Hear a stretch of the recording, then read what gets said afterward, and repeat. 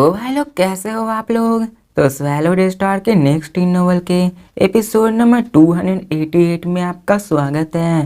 तो चलिए शुरू करते हैं, लेकिन इससे पहले अगर आपने मेरे चैनल को सब्सक्राइब नहीं किया तो सब्सक्राइब करके बेल आइकन दबाना ना भूलें। तो जैसा कि हमने पिछले एपिसोड में देखा कि लू फेंग अपने उस छोटे स्टैचू और बड़े वाले स्टैचू को समझने की कोशिश कर रहा होता है, वहीं लू फेंग इस कल्टीवेशन के दौरान अपने 10,000 सोल कंट्रोल को खरीदने की सोचता है। और इसी के साथ लू फेंग अपने कॉन्शियसनेस को वर्चुअल यूनिवर्स नेटवर्क में भेज देता है। मैं सीन चेंज कर virtual universe Yujiang mountain primer region Lu Feng villa का सीन दिखाया जाता है, जहाँ पे लू फेंग अपने स्टडी रूम में आ चुका होता है। लू फेंग अभी डेस्क पे बैठकर अपने लैपटॉप को ओपन करता है, जिसके बाद वो 12 टॉप के फोल्डर में जाके टेक्निक्स को पिकअप करता है, जहाँ पे खोजने के बाद ही लू फेंग को 10,000 सोल कंट्रोल टेक्निक मिल जाती है।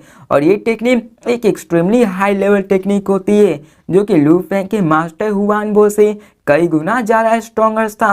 लू फेंग के टीचर हुआन बो का मेन यही होता है सोल इम्प्रिंट का टेक्निक। अब देखा जाए तो उसके टीचर का स्टूडेंट एक ऑफिशियल लेवल अंडाइंग था, लेकिन फिर भी वो sector Lord level bug clan mother nest के सामने कुछ नहीं कर पाते। अगर यहाँ पे उनके पास पैसा भी होता फिर भी इतने वैल्यूएबल मैनुअल को नहीं खरीद पाते, क्योंकि उनके पास इतनी बड़ी पोजीशन नहीं थी। अब देखा जाए तो पूरा का पूरा ह्यूमैनिटी में टोटल 29 टेक्निक्स है जो कि इस मदर नेस्ट को कंट्रोल करते हैं, और हर एक बहुत ज़्यादा एक्सपेंसिव होता है। लू फेंग उन सब की तरफ देखता है, क्या आता है, डैम ये तो कुछ ज़्यादा एक्सपेंसिव है। अब उसका टाइम स्पेस स्क्रिबल्स वो बहुत ही टॉप एंड मैनुअल था, जिसको खरीदने के लिए हम पार्ट्स में यूज कर सकते हैं, लेकिन ये 10,000 सोल कंट्रोल टेक्निक इसके पार्ट्स में नहीं है, इसको पूरा का पूरा खरीदना पड़ेगा। और 10,000 सोल कंट्रोल टेक्निक ये सोल स्लेव को कंट्रोल करने के लिए होता है। लू फेंग के प्राइसेस को देखकर क्या आता कि अगर कोई बंदा यहाँ प्राइमर रीजन में हुआ तो उसे 70% में मिलेगा, वहीं पे एब्सोल्यूट बिगनिंग को 80% में, वहीं पे लैंड रीजन के 90% और फेज रीजन को फुल प्राइस पे करना होगा। और यहाँ पे एक्सचेंज प्राइस 1.5 मिलियन पॉइंट्स होता है। लू फेंग इसको देख के उसके दिल में थोड़ा सा धक धक होने लगता है, बोलता है कि 1.5 मिलियन पॉइंट्स ये तो कुछ ज़्यादा ही है। उसके टीचर हुआन बो के सोल इम्प्रिंट का पूरा मैनुअल सिर्फ 10,000 पॉइंट्स का ही है। सिर्फ एक ही सोल इम्प्रिंट इतना ज़्यादा कैसे महंगा हो सकता है। लेकिन ये भी देखा जाए जितना महंगा होगा उतना ज़्यादा उसके और भी इफेक्टिवनेस बढ़ने लगेंगी। और अब भी यहाँ पे मैं दिखाया जाता है बाबा को, जो ये सब देख के उसके सर पे मारते हुए कहते कि कंप्लेन करना बंद करो।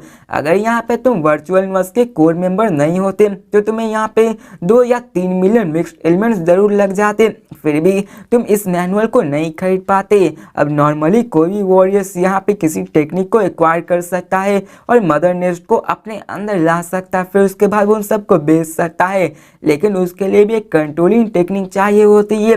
यहाँ पे ये मैनुअल सिर्फ वर्चुअल यूनिवर्स कंपनी के ऑक्शन में ही होता है, और वहाँ पे बहुत ज़्यादा कंपटीशन होता है, और यहाँ पे उस मैनुअल की प्राइस भी बहुत ज़्यादा बढ़ सकती है।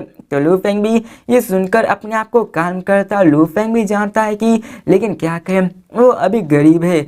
लू फेंग यहाँ पे सोचता है क्या था कि मेरे पॉइंट्स अभी यहाँ पे 2 लाख पॉइंट्स में मिशन से मिलेंगे, जिसमें कि 1 ईयर की लिमिट है जो कि अभी आ चुके हैं, और यहाँ पे 2 टारगेट अभी भी भागे हुए हैं। तो मुझे टोटल 85% कंप्लीटेशन मिलेगा, और मुझे पास अभी 1,70,000 ही पॉइंट्स मिलेंगे। और यहाँ पे मैंने जब 2 इम्पॉसिबल लेवल मिशन किए थे तो उनमें से डेमन नोट माउंटेन ने मुझे 4 लाख पॉइंट्स दिए थे, वहीं पे कंफ्यूजन गैलेक्सी ने मुझे 5 लाख पॉइंट्स दिए थे। लू फेंग अपने उन्हीं पॉइंट्स लेआउट की ओर देख रहा होता है, और अभी के मर्तबा लू फेंग के पास टोटल 1.3 बिलियन के आसपास होता है। और लू फेंग को ज्यादातर पॉइंट उसके 10 डेंजरस लेवल मिशन और 2 इम्पॉसिबल लेवल मिशन के कारण हुआ था। यहाँ तक देखा जाए तो यूनिवर्सल लेवल जीनियस के वजह से उसके पास कई सारे पॉइंट्स आ गए थे। और यहाँ पे 10,000 सोल कंट्रोल टेक्निक अभी 1.5 मिलियन प्राइस में मिल रही थी। लू फेंग प्राइमरी रीजन मेंबर्स का होने के चलते उसे 70% में खरीद सकता था, लेकिन फिर भी लू फेंग को भी 1.05 मिलियन प्राइस चाहिए था। और अभी ल्यूफेंग के पास 1.3 मिलियन पॉइंट्स होता है। और यहाँ पे ल्यूफेंग इन्हीं सब के बारे में सोचता और कहता है कि मुझे यहाँ पे 10,000 सोल कंट्रोल टेक्निक को बाई करने के बाद आखिर में fourth manual of time space scribbles को कैसे खरीदूंगा। मैंने अपने थर्ड टर्न पिक्चर्स को भी कंप्लीट कर ही लिया है लगभग, और मुझे अभी यहाँ पे 72 वंडर्स को कंप्लीट करना होगा। और यहाँ पे ल्यूफेंग के fourth manual time space scribbles को खरीदने के लिए 1 मिलियन पॉइंट्स होने चाहिए थे। ल्यूफेंग सोचता कि आखिर में इतने पॉइंट्स कहां से लाऊंगा। ल्यूफेंग इन्हीं सब के बारे में सोचने लगता है, और यहाँ पे बहुत ही लंबी चौड़ी बातें होती जिसको मैं स्किप करता हूँ। और फिर फाइनली यहाँ पे ल्यूफेंग अपने दांतों को पीसते हुए कहता है कि मुझे कैसे भी करके यहाँ करना होगा, और यहाँ पे मैं अभी इसमें अटकना नहीं चाहता हूँ। अगर एक बार मैंने मदर नेस्ट को न्यूट्रल कर लिया तो उसकी पोटेंशियल लिमिटलेस हो जाएगी, यहाँ तक कि मुझे अपने सारे पॉइंट्स को यूज क्यों ना करना पड़े। जिसके बाद ल्यूफेंग झटके से उस बटन बाई पे क्लिक करके उसको खरीद लेता है, और वहाँ पे 3 प्रॉम्प्ट्स अपीयर होते हैं जहाँ पे लिखा होता है डील सक्सेस, दूसरा में लिखा होता है डायरेक्टिंग 1.5 मिलियन पॉइंट्स, और अभी ल्यूफेंग के पास सिर्फ 2,66,060 पॉइंट्स ही बचते हैं। और वहाँ पे एक और लिखा होता है कि थोड़ी देर वेट करिए, यहाँ पे आपके पास कोई लेके आएगा मैनुअल जो कि आपको देने आएगा। यहाँ पे ल्यूफेंग अपने पॉइंट्स की तरफ देखता है, और ल्यूफेंग यहाँ पे अपने पॉइंट्स को देख के सच में थोड़ा शर्मिंदा हो रहा था कि क्या इतने कम पॉइंट्स से आके वो अपने टाइम स्पेस स्क्रिबल्स के वॉल्यूम 4 को कैसे खरीदेगा। और ल्यूफेंग के पास पॉइंट्स कमाने का एक ही जरिया था कि वो सिर्फ अपने वर्चुअल वर्स कंपनी के ऑर्डर के लिए वेट कर सकता है। ल्यूफेंग यहाँ जाके अपने यूनिवर्सल लेवल जैसे जाके पॉइंट्स को चूज करके मिशन को कंप्लीट नहीं कर सकता है। ल्यूफेंग के पास तो यही एक रास्ता था पॉइंट्स को ऑर्डर करने के लिए। और अब फिर ल्यूफेंग अपने उन्हीं सारी चीज़ों की तरफ देखने लगता है जिसको मैं स्किप करता हूँ, यहाँ बहुत बकवास लिखी हुई है। और फिर थोड़ी देर बाद यहाँ पे एक वर्चुअल वर्स कंपनी के द्वारा मेंबर्स आते हैं जो कि यूजियांग माउंटेन प्राइमरी रीजन में आके ल्यूफेंग को 10,000 सोल कंट्रोल मैनुअल देते हैं।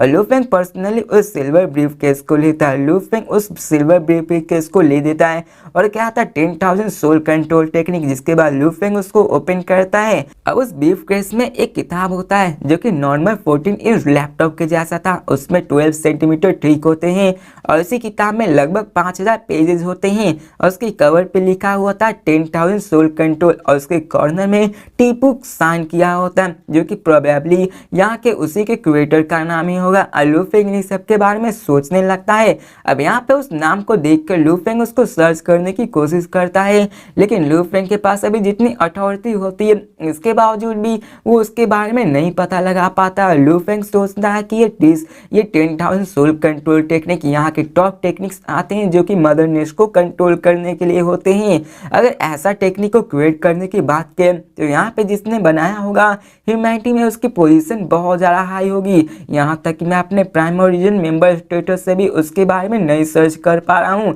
अब ल्यूफेंग ज़्यादा नहीं सोचता, अपने उस किताब को पढ़ना शुरू कर देता है, और हमें बताया जाता है कि 29 टेक्निक्स जो कि मदर नेस्ट को कंट्रोल करने के लिए होते हैं। ये 10,000 सोल कंट्रोल टेक्निक एक स्ट्रॉन्ग इफेक्ट होती है जो कि एक सेक्टर लॉर्ड का बंदा इस सेक्टर लॉर्ड लेवल को कंट्रोल कर सकता है, लेकिन इसके रिक्वायरमेंट्स भी बहुत ज़्यादा हार्श होते हैं। ल्यूफेंग ने पहले इसको समझ लिया था, और यहाँ पे ल्यूफेंग ने इसी टेक्निक को चुना था जो कि 10,000 सोल कंट्रोल होता है। अब ल्यूफेंग की एम्पलीट्यूड भी 3200 तक बढ़ चुकी है। ल्यूफेंग आराम से 3200 स्पीड एनर्जी को साइमल्टेनियसली कंट्रोल कर सकता है। हमें बताया जाता है इस किताब के बारे में कि 10,000 सोल कंट्रोल 5 लेवल में बटे हुए, जिनमें कि first level first state of mind, second level 10 state of mind, third level 100 state of mind, fourth level 1000 state of mind, fifth level 10,000 states of minds होता है। देखा जाए तो ये पहला सिंपल है नॉर्मल सेक्टर लॉर्ड स्पेड यहाँ पे इन्हें बहुत ही कम मेहनत करनी पड़ती, मतलब ना के बराबर, और यहाँ पे आराम से फर्स्ट लेवल को पार कर सकते हैं। और जैसे ही वो इस लेवल में पहुंचेंगे वो आराम से एक सोल स्लेब को कंट्रोल कर सकते हैं। अब आप लोग पूछो कि आखिर ल्यूफेंग ने उस वक्त अपने सोल स्लेब को कैसे कंट्रोल कर दिया था, तो ल्यूफेंग ने उस वक्त अपने टीचर हुआन बो की टेक्निक को सीखा था, जहाँ पे उसने डिफेंस और वहाँ पे बाइकालू को कंट्रोल किया था। और अब फिर सेकेंड लेवल की बात करते हैं जो कि पहले के मुकाबले थोड़ा मुश्किल हो जाता है, जो इसको कंप्लीट करने के बाद आपके पास ये एबिलिटी आ जाती है कि आप आराम से 10 सोल स्लेब्स को कंट्रोल कर सकते हैं। और नॉर्मल सेक्टर लॉर्ड को यहाँ पे थोड़ा सा एफर्ट डालना पड़ता है इस स्टेज को कंप्लीट करने के लिए। अब थर्ड लेवल यहाँ पे पाने के लिए बहुत ज़्यादा हार्ड होता है। पहले तो एक बंदे को अपने सोल एम्पलीट्यूड को 100 से ऊपर ले जाना पड़ता है, जिसके बाद ही वो इन सब को अचीव कर सकता है। यहाँ तक कि स्पीड एनर्जी एम्पलीट्यूड भी नॉर्मल सेक्टर लॉट की लिमिट 100 होती है, जिसको एक्वायर करने के लिए बहुत ही मुश्किल होता है। और जब इसको कर लेंगे तो आप आराम से 100 सोल स्लेव्स को कंट्रोल कर सकते हैं। जिसके बाद होता है फोर्थ लेवल, जो कि पहले के मुकाबले से और भी ज़्यादा मुश्किल होता है। यहाँ पे देखा जाए तो सेक्टर और स्पीड नॉर्मली यहाँ पे आ भी नहीं सकते। पहले तो उनको अपनी स्पीड एनर्जी एम्पलीट्यूड को 1000 तक ले जाना पड़ता है। नॉर्मली कुछ ही एम्पर लेवल अनडाइंग इस लेवल तक जा सकते हैं। अगर उनके पास 1000 एम्पलीट्यूड क्यों ना हो, फिर भी इसको लेवल को फिनिश कर पाना बहुत ज़्यादा मुश्किल होता है। अगर इस लेवल को फिनिश कर लिया जाए तो कोई भी आराम से 1000 सोल स्लेव्स को कंट्रोल कर सकता है। और फिफ्थ वाला तो लेजेंडरी लेवल होता है। पहले तो इसको रिक्वायरमेंट्स को पूरा करने के लिए किसी बंदे की स्पीड एनर्जी एम्पलीट्यूड 10,000 तक होनी चाहिए। यहाँ तक कि बात की जाए great universe country leaders bank की, तो उनके पास भी इतने ज़्यादा लेवल्स नहीं होते। और इस किताब के मुताबिक जो बनाया है इस क्रिएटर, उसने भी इस लेवल को अचीव नहीं किया है। ये सिर्फ इमेजिनेशन में ही होता है और अभी तक किसी ने किया नहीं है, या फिर कहा जाए तो ऑफिशियली ये बताया नहीं गया है कि किसी बंदे ने इस फिफ्थ लेवल को अचीव किया है। अब क्रिएटर के पास भी 10,000 स्पीड एनर्जी एम्पलीट्यूड नहीं होती है। और अब फिर लूफी इन्हीं सब के बारे में सोचने लगता है और कहता है कि 10,000 सोल स्लेव्स, यहाँ पे वो आराम से सभी स्लेव्स को कंट्रोल कर सकता है, लेकिन इसके रिक्वायरमेंट्स बहुत ज़्यादा मुश्किल है। और लूफेंग गेस करते हुए कहता कि मैं डेमन नोट इनहेरिटेंस 3 लेवल्स में स्प्लिट थी, जिसमें कि फर्स्ट लेवल को रीच करने के बाद आराम से कोई बंदा अपने स्पीड एनर्जी को 33,333 पे पहुंचा सकता है। और कोई भी अपने एम्पलीट्यूड को 10,000 तक तभी पहुंचा सकता है जब वो पूरे के पूरे इनहेरिटेंस को फिनिश कर सकता है। लेकिन काउंटलेस ईयर में अभी तक ऐसा कोई बंदा नहीं था जो कि पूरे के पूरे इनहेरिटेंस को फिनिश करके अपने एम्पलीट्यूड को 10,000 तक ले चुका हो। ये लगभग नामुमकिन जैसा ही। लूफेंग इन सब के बारे में सोचने लगता और कहता है कि ये फिफ्थ यहाँ तक कि क्रिएटर भी नहीं पहुंचा था, उसने सिर्फ इसके बारे में कहा और इसके बारे में इमेजिन किया है। लेकिन देखा जाए तो वर्चुअल वर्स कंपनी फिर भी इसे बेच रही है। मतलब जरूर ये हुआ कि कंपनी के पास कोई ना कोई ऐसा बंदा होगा जिसने अपने फिफ्थ लेवल को कंप्लीट कर लिया होगा, और इसलिए तो इन्होंने इसको बेचना शुरू किया है। नहीं तो आखिर वो ऐसा क्यों करते हैं। फिर लूफेंग इन सब के बारे में सोचने लगता हूँ। यहाँ पे कई लंबी चौड़ी बातें होती है जिसको मैं स्किप करता हूँ। फिर यहाँ पे लूफेंग अपने डेस्क पे बैठा हुआ होता है और मैनुअल को क्लोज कर लेता है। लूफेंग अपने किताब के डिस्क्रिप्शन से समझ जाता है कि उसे अभी थर्ड लेवल पे जाके अपने 10,000 सोल स्लेव्स कंट्रोल को सीखना होगा, जिसके बाद वो उसके पास गारंटी आ जाता है कि वो सेक्टर लॉर्ड मदर नेस्ट को कंट्रोल कर सकता है। अब देखा जाए तो वो कंप्लीट कर सकता है अपने फोर्थ लेवल को, जो कि आराम से किसी undying energy undying mother nest को कंट्रोल करने के लिए होता है। लेकिन फिफ्थ लेवल यहाँ पे क्रिएटर भी नहीं कंप्लीट किया तो वो क्या करेगा। इसलिए अभी के मरतबा लूफेंग डिसाइड करता है कि वो अपने थर्ड लेवल को अच्छी तरह से मास्टर करेगा, कि कोई थर्ड लेवल में ही उसको अपने इस सेक्टर लॉर्ड मदर नेस्ट को कंट्रोल करना आ जाएगा। और फिर यहाँ पे लूफेंग के साथ ऐसी कई सारी बातें होती है जिसको मैं स्किप करता हूँ। और लूफेंग की अभी स्पीड एनर्जी एम्पलीट्यूड 3200 हो चुकी थी। और यहाँ पे थर्ड लेवल को सीखने के लिए 100 स्टेट ऑफ माइंड होता है, जो कि लूफेंग के लिए बहुत ही आसान होने वाला है। और अब फिर यहाँ पे लूफेंग अपने सारे प्लान को बना लेने के बाद लूफेंग कहता कि मेरा एक बार प्लान सेट हो गया, जिसके बाद लूफेंग अपनी ट्रेनिंग को बिगिन कर देता उसी बीस्ट गॉड कैनवन में। और अभी की मर्तबा उसकी अर्थ बॉडी अपने पियर कोल कंट्रोल्ड ट्रेड्स में लगी हुई होती है और वो अपने 10,000 सोल कंट्रोल ट्रेनिंग को भी सीख रहा होता है। और ये पियर कोल लूफेंग का सोल कोर होता है, एनर्जी कोर होता है, डोमेन लॉर्ड लेवल होता है, जिसमें कि जेनेटिक और स्पीड एनर्जी टूटा हुआ होता है और ये दोनों आपस में बिखरे हुए होते हैं। लेकिन सेक्टर लॉर्ड के बाद वो सभी एक बन गए होते हैं। और यहाँ पे मोसा क्लैन की बॉडी अभी अपने स्पेस लॉ को सीख रही होती है, वहीं पे गोल्डन वन बीस्ट की बॉडी अभी कॉपी कर रही होती है और कार्व कर रही होती है उसी बीस्ट गॉड के प्रेजेंस में।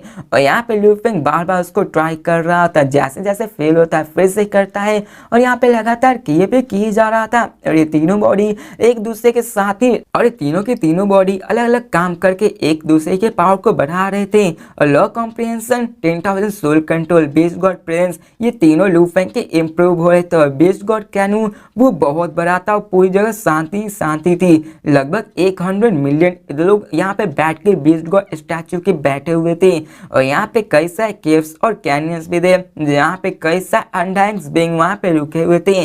और अब हमें वहाँ पे वॉल केव को दिखाया जाता है जहाँ पे उस केव में वही बंदा होता है जिसका नाम केबू होता है और वो लू फेंग की तरफ ही देख रहा होता है। अभी के मर्तबा वो दिखा रहा होता है कि वो अभी पढ़ रहा है, लेकिन नज़र तो उसकी लू फेंग को मारने पे ही होती है। लेकिन यहाँ वो कहता है कि अभी यहाँ पे 100 साल बीत चुके हैं, वो ह्यूमन अभी तक वहाँ बैठा और हिल ही नहीं रहा है। और यहाँ पे अभी हमें उसके बातों से पता चलता है कि लू फेंग प्रैक्टिस करते करते 100 साल यहाँ पे रुक चुका होता है। और फिर वो आगे कहता है कि यहाँ तक कि डार्लिन और सही फैन की वो दोनों अनडाइंग बीइंग वहाँ से मूव ही नहीं कर रहे हैं, वो दोनों यहाँ पे सबको रोक रहे हैं ताकि वो लू फेंग को डिस्टर्ब न कर सके।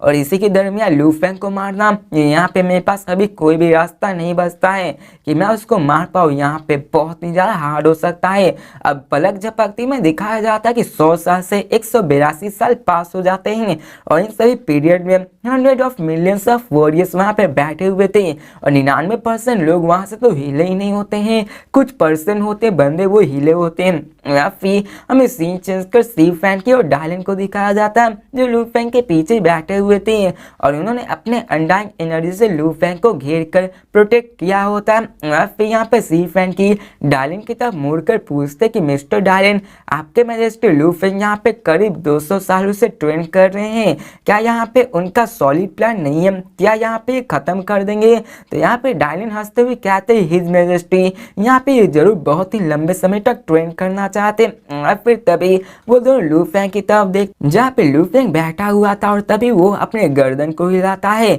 और यहाँ पे लू फेंग एक नॉइज के साथ उठता है और यहाँ पे डार्लिन और सी फैन की भी उठ के यहाँ पे 5 सेक्टर लॉर्ड और कसना भी वहाँ पे उठ जाते हैं और यहाँ पे लू फेंग के सामने आके खड़े हो जाते हुए कहते हैं योर मैजेस्टी।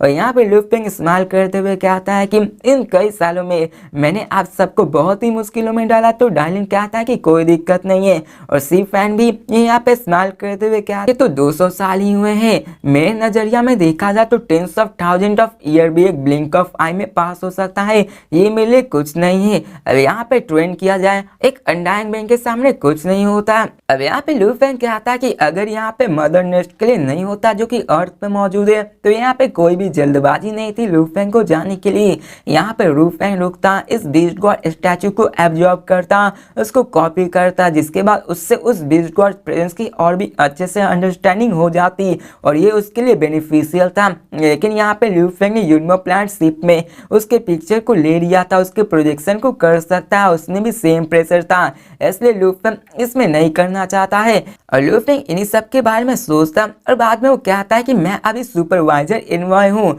और यहाँ पे मैं ज़्यादा लंबा अरसे तक नहीं रुक सकता हूँ। पहला चीज़ तो ये है कि मुझे अपने मिशंस को कंप्लीट करना है, दूसरा चीज़ ये है कि मुझे वापस जाके अपने उस मदर नेस्ट को कंट्रोल करना है और यहाँ पे उसने बहुत ज़्यादा टाइम बिता दिया है और यहाँ पे जब वो वापस जाएगा तो वो उसको जरूर कंट्रोल कर लेगा। अब यहाँ पे लू फेंग बहुत ही लंबा चौड़ा सोचता है जिसको मैं स्किप कर देता हूँ। अब सी फैन की शौक होते हुए क्या था कि क्या अब अभी लिविंग कर रहे हैं और यहाँ पे कसना भी बगल में होते हैं और वो क्या अगर आपको कुछ और मैटर्स अटेंड नहीं करना है तो आप हमारे गोल्ड हॉर्न रेस को विजिट कर सकते हैं। तो लू फेंग अपने सर को हिलाते हुए कहता है कि नहीं इसके लिए शुक्रिया, लेकिन मेरे पास कोई और मैटर्स है जो कि अटेंड करना है, नहीं तो आखिर में अपने स्टैचू के स्टडी को क्यों रोकता। तो सी फैन की भी क्यूरियोसिटी से पूछने की योर मैजेस्टी क्या आप यहाँ से कुछ रिलेट कर पाए? तो लू फेंग कहता है कि मैं उसके स्किल को स्टडी कर रहा था। तो सी फैन की भी इसके बारे में हामी भरता है। अब यहाँ पे उसने भी अपने गोल्ड हॉर्न रेस में बहुत पहले ही इन स्पेशल प्रॉपर्टीज को डिस्कवर कर लिया था। इस स्केल्स और वेंस में रिपल्स महसूस होती है जिनमें कि लॉज होता है और यहाँ पे एक अनडाइंग बीइंग भी इसको डिस्कवर कर सकता है और यहाँ पे वो आगे कहते हैं कि यहाँ पे ह्यूमैनिटी के वॉरियर्स भी अट्रैक्ट हुए हैं। तुम अपने पीछे देखो, यहाँ पे 3 ह्यूमंस वॉरियर्स है और ये तीनों एम्पर लेवल अनडाइंग बेंग है। अब लूफेंग पीछे मुड़कर देखता तो वहाँ सच में 3 बंदे बैठे हुए थे जो कि वहीं पे उस बीस्ट गॉड स्टैचू को बाहर में समझ रहे होते हैं और उन सब ने अपनी ऑरा को कंट्रोल किया हुआ था और लूफेंग ने तो उनके बारे में कुछ जाना ही नहीं कि वहाँ पे बंदे भी मौजूद है, क्योंकि लूफेंग और उनके बीच के दरमियान का गैप बहुत ज्यादा है। अब यहाँ पे उनमें कई सारी बातें होती है जिसको कि मैं स्किप करता हूँ। और फाइनली यहाँ पे डायलिन क्या आता है एल्डर सी फैन की, हम लोग यहाँ से अब जा रहे हैं, जिसके बाद सी फैन की भी हामी भरते हैं। जिसके बाद लूफेंग अपने उस कसना की तरफ इस्तेमाल करते हुए क्या आता है कसना हम लोग फिर से मिलेंगे। जिसके बाद वहाँ पे सब लोग हामी भरते हैं और लूफेंग अपनी टीम को लेकर वहाँ से निकल जाता है, यूनमो प्लांट शिप में जाता है और वो सातों वहाँ से निकल जाते हैं अपने सफर पे। और अब फिर हमें सीन चेंज कर कंट्रोल रूम का सीन दिखाया जाता है, जहाँ पे लूफेंग उसके टीम कंट्रोल रूम में एक्सटर्नल सिमुलेटर ऑन करके जा रहे होते हैं। लूफेंग नीचे देखता है जहाँ पे ह्यूज बीस्ट गॉड स्टैचू होता है और क्या था चलो चलते हैं। और यहाँ पे लूफेंग की बात कर सेक्रेट सिटी टैबलेट्स की, तो यहाँ पे लूफेंग की जो इनकाउंटर बीस्ट गॉड स्टैचू से हुई है वो उसके ट्रेनिंग से बहुत ज्यादा इंपॉर्टेंट होती है। लूफेंग ने अभी सेक्रेट टैबलेट्स को भी स्टोरी किया होता है, नॉन आर्मर्स के 36 लेवल को भी एक्वायर किया है। और लूफेंग ने 182 ईयर्स तक कॉन्स्टेंटली उस स्टैचू को कॉपी करना भी शुरू किया है और उसकी स्ट्रेंथनिंग और refining of beast god presence भी स्लोली होने लगी थी। और शुरुआत में 2 सालों में तो लूफेंग को कुछ पता ही नहीं चला था कि आखिर लूफेंग के साथ हुआ क्या है, लेकिन 182 सालों के बाद लूफेंग के अंदर कुछ बदलाव होना शुरू हो गया था और लूफेंग ने उसके ट्रिलियंट ऑफ पावर को एब्जॉर्ब कर लिया था। अब इतना तो पावर नहीं है लेकिन फिर भी लूफेंग के लिए काबिल है। और फिर लूफेंग यहाँ पे कई सारी बातें सोचता है। लूफेंग सोचते हुए क्या था कि मेरी गोल और स्पेस लॉ कॉम्प्रिहेंशन उसके टर्म्स ऑफ पावर्स में ये मेरे कॉम्प्रिहेंशन के साइड को एक्सीड कर चुकी है। लूफेंग अपने इन सारे रिपल्स को महसूस कर पा रहा था। Beast god presence, law comprehension, 10,000 soul control technique, इन 182 सालों में लूफेंग ने तीनों को पढ़ा होता है और बीस्ट गॉड स्टैचू ही था जो कि लूफेंग को सरप्राइज किया होता है। और यहाँ पे हमें बताया जाता है कि 182 सालों में लूफेंग ने 10,000 सोल कंट्रोल टेक्निक को किया था, जिसमें कि फर्स्ट लेवल को कंप्लीट करने में लूफेंग को सिर्फ 3 दिन लगे थे। वहीं पे सेकेंड लेवल को कंप्लीट करने के लिए लूफेंग को 1 साल लगा था और थर्ड लेवल को फिनिश करने के लिए उसको 182 साल लगे थे, जो कि कंपेयर किया जाए एक नॉर्मल सेक्टल और पाइनिकल स्पिरिट को तो उसको फिनिश करने के लिए मिलियंस ऑफ ईयर्स लग जाते हैं। लेकिन लूफेंग ने थर्ड लेवल को कपल ऑफ हंड्रेड्स ईयर्स में कंप्लीट कर लिया था क्योंकि उसकी फाउंडेशन सॉलिड थी और यहाँ पे टेक्निक सिर्फ कॉम्प्लेक्स थी, इसलिए लूफेंग को हंड्रेड्स ऑफ ईयर्स लग गए थे। अब लूफेंग ने जैसे ही थर्ड लेवल को यहाँ पे ब्रेक थ्रू कर लिया, उसको सीख लिया, तो यहाँ पे लूफेंग ज्यादा वेट नहीं करता और डिसाइड करता है कि वो जल्दी से अर्थ पे जाएगा। फिर यहाँ पे लूफेंग कंट्रोल रूम में खड़े खड़े इन सारी चीजों के बारे में सोच रहा होता है।